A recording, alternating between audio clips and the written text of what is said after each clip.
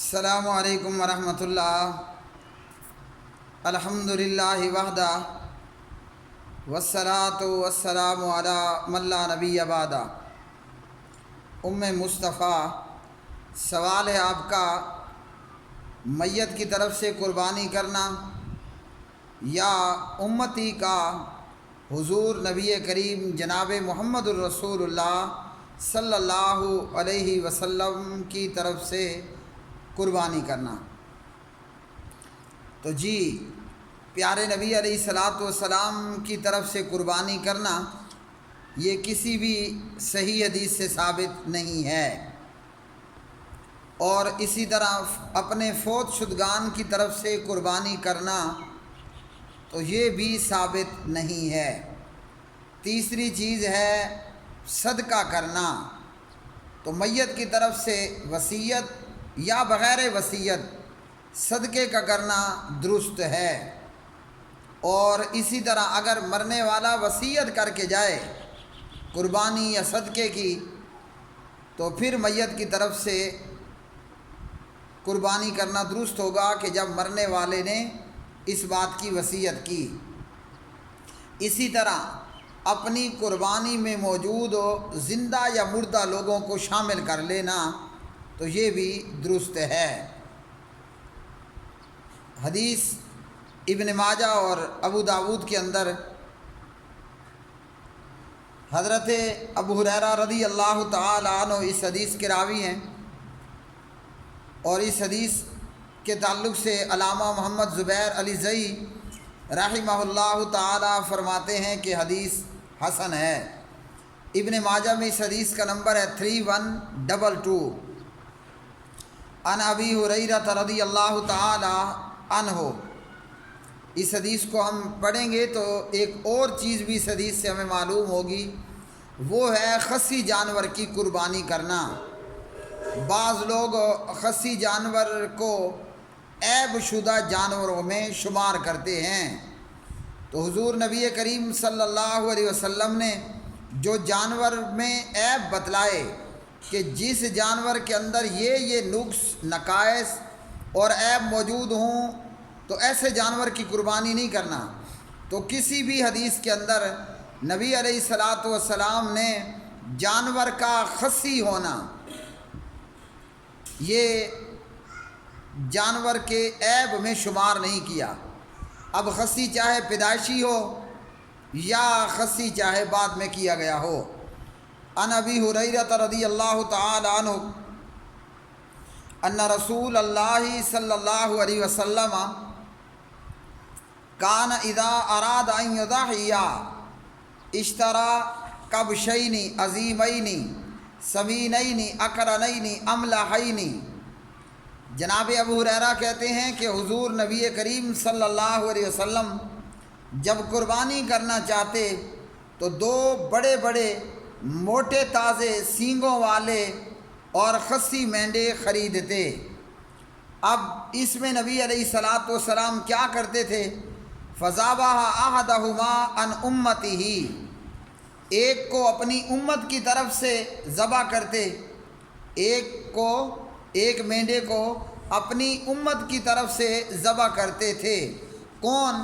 امت میں موحد لوگ، امت کے ہر اس فرد کی طرف سے جو اللہ تعالیٰ کی توحید کی گواہی دیتا ہو اور نبی علیہ الصلاۃ والسلام کے پیغام پہنچانے رسول ہونے کی گواہی دیتا ہو، تو ایک اپنی امت کی طرف سے کر دیتے، اور اسی طرح وذبح الآخر عن محمد وعن آل محمد، دوسرا خود محمد صلی اللہ علیہ وسلم یعنی اپنی طرف سے اور اپنی آل کی طرف سے ذبح کرتے تھے۔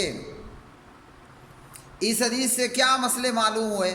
پہلا مسئلہ تو یہ معلوم ہوا کہ نبی علیہ الصلاۃ والسلام خود خصی جانور کی قربانی دیا کرتے تھے، تو خصی جانور کا قربانی کرنا یہ جانور کے عیب میں شامل نہیں ہے، یعنی خصی جانور کی قربانی کرنا یہ درست ہے اور صحیح ہے۔ دوسرا اس حدیث سے یہ معلوم ہوا کہ نبی کریم علیہ الصلاۃ والسلام 2 مینڈے ذبح کیا کرتے تھے، قربان کیا کرتے تھے۔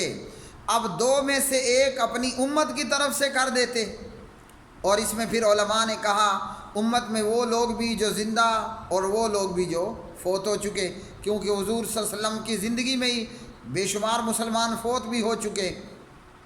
تو 2 مینڈے ذبح کرتے، ایک اپنی امت کی طرف سے اور ایک خود کی اور اپنی آل کی طرف سے ذبح کیا کرتے تھے۔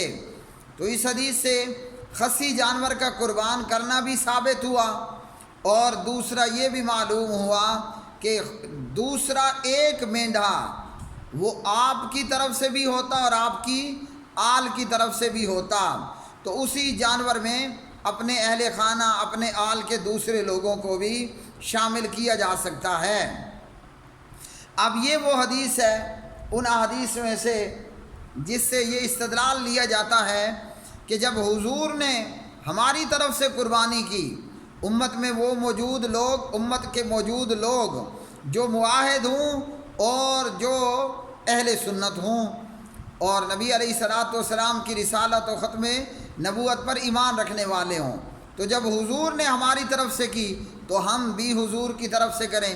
اس کا جواب علامہ ناصر الدین البانی رحمہ اللہ نے یہ دیا کہ یہ پیارے نبی علیہ السلام کا خاصہ تھا، جس میں امت کے لیے آپ کی اقتداء جو ہے وہ جائز نہیں، یعنی یہ نبی علیہ الصلوۃ والسلام کی خصوصیات میں سے تھا کہ وہ اپنی امت کی طرف سے بھی ایک مینڈا ذبح کر دیتے تھے۔ اب البانی رحمہ اللہ کی اس بات پر دلیل کیا ہے کہ یہ نبی علیہ السلام کا خاصہ تھا؟ دلیل یہ ہے کہ آپ کے بعد آپ کے ابو بکر، آپ کے عمر، آپ کے عثمان، آپ کے علی، آپ کے صحابہ کرام رضوان اللہ علیہ مجمعین نے آپ صلی اللہ علیہ وسلم کی طرف سے قربانی نہیں کی۔ نمبر 1، ابو بکر نے، عمر نے، عثمان نے، علی نے رضی اللہ تعالی عنہ مجمعین امت کی طرف سے قربانی نہیں کی، تو یہ نبی علیہ الصلوۃ والسلام کا خاصہ تھا۔ اور اسی طرح اس سے یہ بھی معلوم ہوا کہ خصی جانور کی قربانی کرنا درست ہے۔ اب ایک اور حدیث ابو داود میں سے اور ترمذی میں سے، یہ روایت ابو داود کے اندر 2790 پر موجود ہے۔ ابو داود میں 2790 نمبر پر یہ حدیث ہے، اور اس کے تعلق سے علامہ محمد زبیر علی زئی رحمہ اللہ تعالی فرماتے ہیں کہ روایت ضعیف ہے۔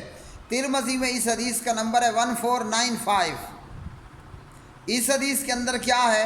اس حدیث کے اندر حنش کہتے ہیں رأیت علی رضی اللہ تعالی عنہ یضاحی بکبشین، حضرت علی رضی اللہ تعالی عنہ کو میں نے دیکھا کہ وہ 2 مینڈوں کی قربانی دیا کرتے تھے۔ کون؟ نبی علیہ الصلوۃ والسلام کے داماد۔ کون؟ نبی علیہ الصلوۃ والسلام کے چچا زاد جناب حضرت علی بن ابی طالب علیہ السلام 2 مینڈوں کی قربانی دیتے تھے۔ حنش کہتے ہیں کہ میں نے جناب علی سے کہا ما ھذا، یہ کیا ہے؟ یعنی 2 مینڈے کس لیے؟ پتہ چلا کہ اس وقت بھی عام طور پر ایک مینڈا ہوتا، جیسے حضرت ابو ایوب انصاری رضی اللہ عنہ کی روایت کہ بندہ ایک بکری قربان کرتا، وہ اس کے اور اس کے اہل خانہ کی طرف سے کفایت کرتی۔ حنش کہتے ہیں فقلت له ما ھذا، میں نے کہا جناب علی یہ کیا ہے؟ علی کہتے ہیں، ترمذی کی روایت میں ہے کہ امرنی بہ، مجھے نبی علیہ الصلوۃ والسلام نے یہ حکم دیا، اور ابو داود میں ہے اوصانی، نبی علیہ الصلوۃ والسلام نے مجھے وصیت کی ان اضحی عنہ فانا اضحی عنہ، کہ میں نبی علیہ السلام کی طرف سے قربانی کروں تو میں پیارے نبی کی طرف سے قربانی کرتا ہوں۔ اب یہاں سمجھیے، ایک تو یہ روایت ضعیف ہے، دوسرا ترمذی 1495 کے اندر الفاظ ہیں 1495 ترمذی میں یہ الفاظ ہیں امرنی بھی، مجھے پیارے نبی نے حکم دیا، اور ابو داود کے اندر الفاظ ہیں اوصانی، مجھے نبی علیہ الصلوۃ والسلام نے وصیت کی۔ تو یہ روایت سنداً ضعیف ہے، اس لیے یہ قابل استدلال نہیں ہے۔ کہ میت کی طرف سے قربانی کرنا یا حضور نبی کریم صلی اللہ علیہ وسلم کی طرف سے قربانی کرنا روایت ضعیف ہے، قابل استدلال نہیں ہے۔ دوسرا اس حدیث میں ہے اوصانی، مجھے نبی کریم علیہ الصلاۃ والسلام نے وصیت کی۔ تو اس کا جواب یہ ہے کہ جب میت وصیت کر جائے تو جیسے باب الوصایا میں ہے، پھر میت کی وصیت کو آپ پورا کریں۔ تو جب وصیت ہو مرنے والے کی تو پھر کیا جائے گا، کیونکہ میت کی وصیت ہے، ورنہ ایسا ثابت نہیں ہے، اور چونکہ حدیث ضعیف ہے اس لیے یہ قابل استدلال بھی نہیں۔ ہاں، امام ابن تیمیہ رحمہ اللہ اور دیگر علماء امت، بزرگان امت رحمہم اللہ تعالی، انہوں نے کہا کہ چونکہ میت کی طرف سے صدقہ کرنا ثابت ہے، اور صدقے میں مال بھی ہے، بکرا بھی ہے، حج بھی ہے، عمرہ بھی ہے، خیرات بھی ہے، وغیرہ وغیرہ، فرماتے ہیں کہ میت کی طرف سے حج اور صدقہ اور اسی طرح صدقہ کرنا چونکہ ثابت ہے، لہذا اس پر قیاس کرتے ہوئے قربانی کرنا بھی درست ہوگا۔ تو صدقہ ثابت ہے، وصیت ہو یا بغیر وصیت، باب الوصایا، تو اسی طرح صدقے پر قیاس کرتے ہوئے قربانی کرنا جائز ہوگا، یہ ان کا قیاس ہے۔ تو صحیح بات یہی ہے کہ میت کی طرف سے قربانی کرنا ثابت نہیں ہے۔ ہاں، میت کی وصیت ہے، دیگر دلائل سے ثابت ہے کہ پھر آپ کریں، اور اگر کوئی میت کی طرف سے کرنا چاہتا ہے تو وہ میت کی طرف سے صدقہ کرے، پھر وہ بڑے جانور میں حصہ ہو یا کہ بکرا ہو، خود کچھ نہیں کھائے گا، سب کا سب جو ہے وہ غریب غربا کو دے گا۔ اور اسی طرح خود نبی علیہ السلام نے سیدہ خدیجہ اور اپنی فوت ہونے والی اولاد کی طرف سے خاص کر کے کوئی قربانی نہیں کی ہے۔ ہاں، میت کی وصیت ہے تو پھر اس کو پورا کرنا درست ہوگا۔ تو پیارے نبی علیہ السلام کے تعلق سے ہم کیا کریں؟ حضور صلی اللہ علیہ وسلم نے جو بتایا وہی کریں۔ آپ نے ہمیں تعلیم دی ہے درود پڑھنے کی، 1 مرتبہ کا درود 10 مرتبہ کی رحمتیں۔ پیارے نبی علیہ السلام پر 1 مرتبہ کا درود 10 مرتبہ اللہ کی جانب سے رحمتیں، پھر جمعے کے دن اور زیادہ درود۔ تو یہ ہے حضور کی تعلیم۔ تو جتنا ہو سکتا ہے امتیوں، حضور صلی اللہ علیہ وسلم پر درود پڑھیے، مگر مسنون پڑھیے۔ وآخر دعوانا الحمدللہ رب العالمین۔